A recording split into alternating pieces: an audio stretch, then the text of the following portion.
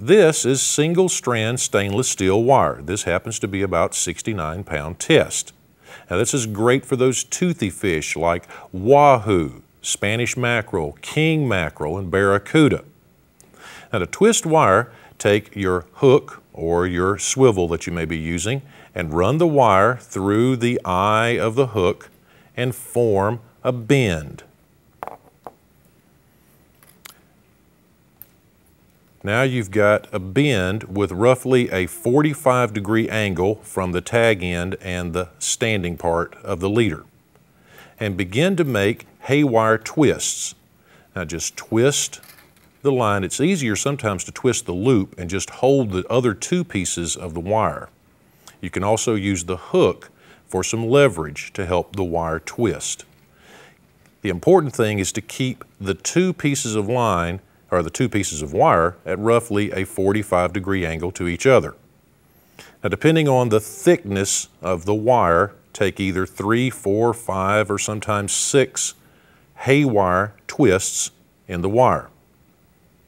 Then take the tag end and bend it at a 90-degree angle to the standing part of your wire leader, and you'll begin to make your barrel wraps. Here, it's important that they be very close together to each other. And just start to twist the barrel wraps right on top of the standing part of the leader. And here, take 3 or 4 or 5 barrel wraps very close to each other. Takes a little bit of time, and they need to lay right on top of each other. And so you wind up with your standing part of your wire leader and then the tag end here at 90-degree angle to each other. Now here's the key. To eliminate a little burr, you don't want to use a pair of clippers to clip the tag end off. That would leave you with a burr that will really tear up your fingers whenever you're working the fish to the boat. Take the tag end and bend it toward the barrel wraps. And then make another bend, they call it a handlebar, back against it. Then take the handlebar and twist several times, and it will snap right off of the barrel wraps.